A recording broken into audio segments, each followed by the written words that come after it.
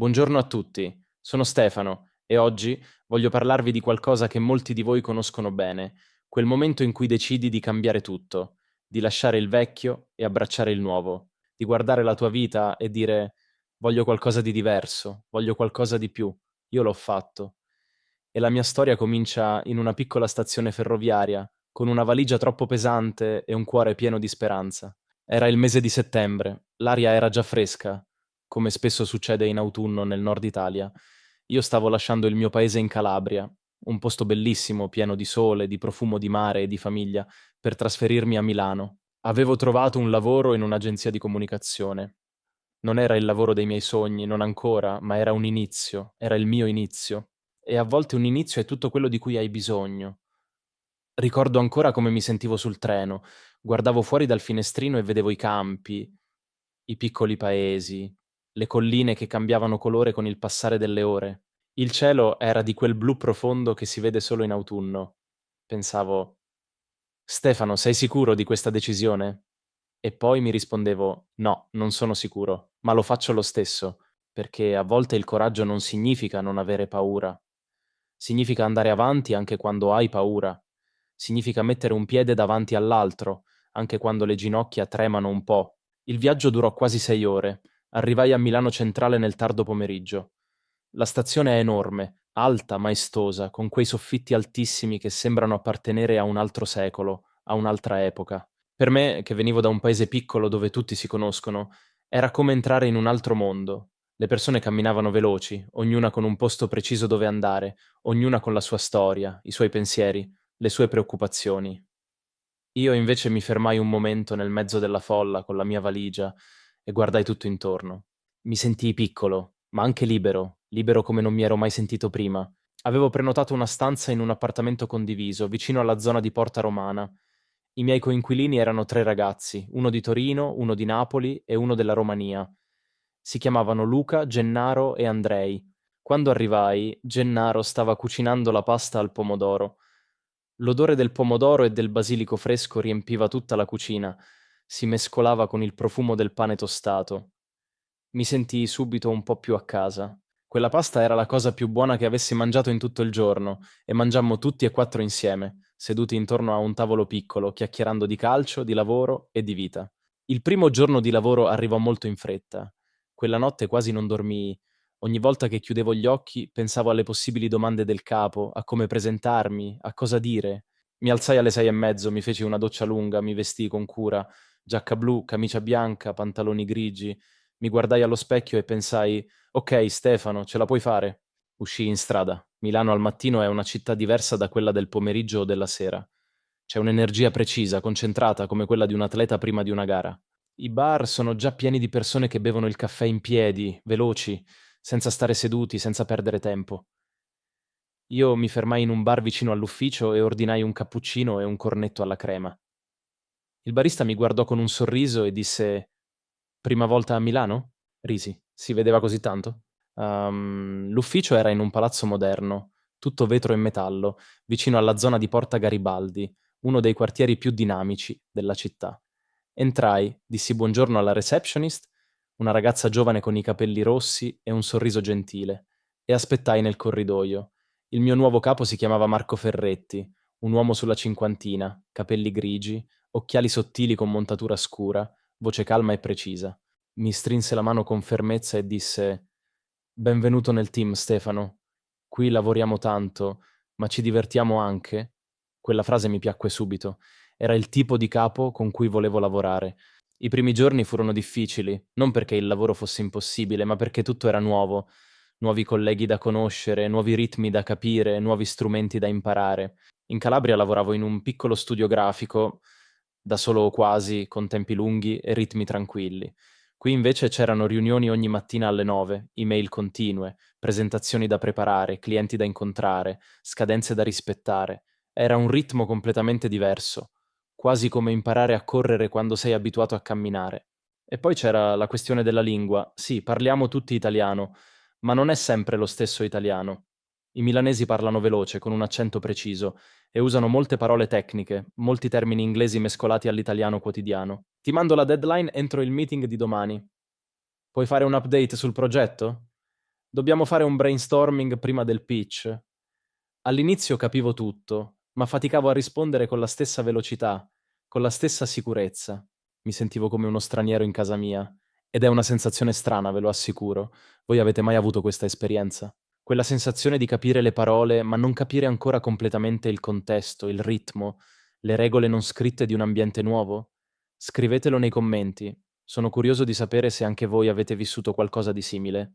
Ma voi sapete come funziona, vero? Con il tempo ci si adatta, si impara, si cresce. Dopo qualche settimana cominciai a capire meglio il ritmo dell'ufficio, le dinamiche del team, i modi di comunicare. Imparai i nomi di tutti i colleghi, le loro abitudini, le loro storie. C'era Giulia, che portava sempre i biscotti al cioccolato il venerdì mattina, una tradizione che tutti aspettavano con entusiasmo.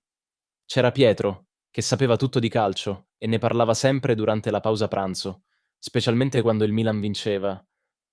C'era Elena, la più brava del team, silenziosa, precisa come un orologio svizzero, con una capacità di analisi che mi lasciava sempre a bocca aperta. Il lavoro in sé era molto interessante.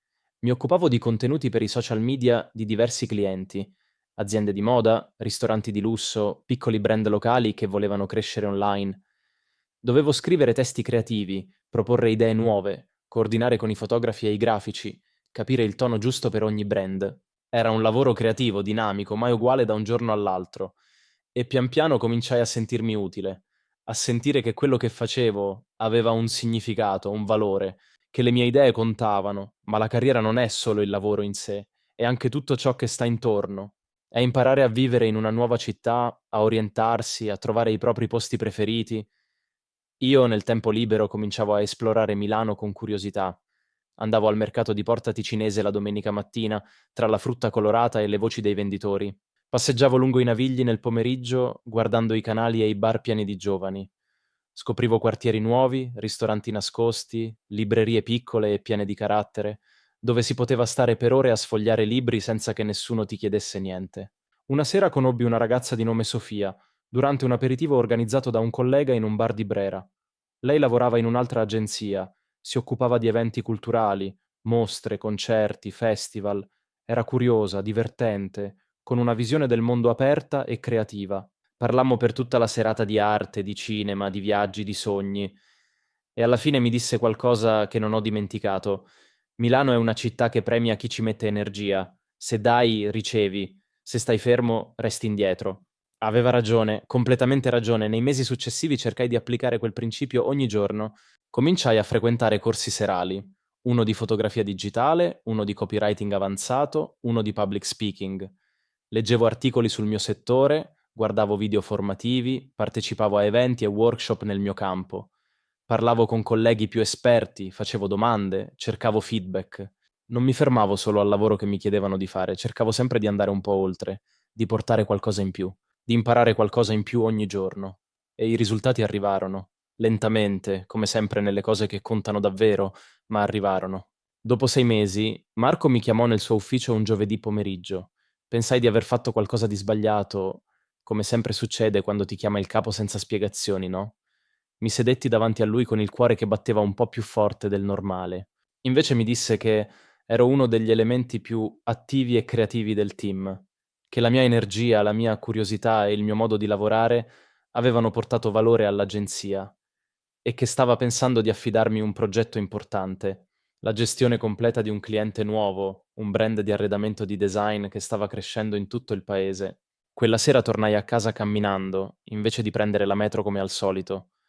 Avevo bisogno di respirare l'aria fresca di Milano, di sentire la città intorno a me, di lasciare che le luci e i suoni della strada accompagnassero i miei pensieri.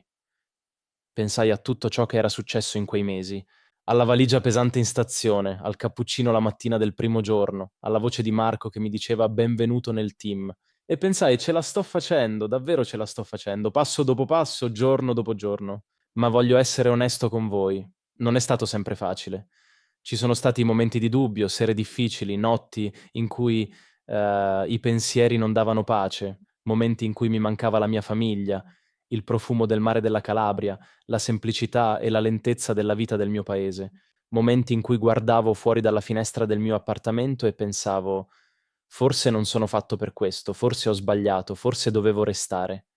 Quei momenti esistono per tutti e sono normali. Fanno parte del cambiamento. La cosa importante è non lasciarli decidere per te. Una cosa che mi ha aiutato molto in quei momenti difficili è stata costruire una piccola comunità intorno a me. I miei coinquilini, i colleghi, Sofia e gli altri amici che avevo conosciuto. Avere persone con cui parlare, con cui condividere un pasto, una risata, un problema. Milano può sembrare una città fredda, distante, indifferente, ma non è così. È solo che devi fare il primo passo, devi aprirti, devi mostrare chi sei e quando lo fai con sincerità trovi persone straordinarie. Adesso sono passati quasi 2 anni da quel giorno in stazione con la valigia troppo pesante.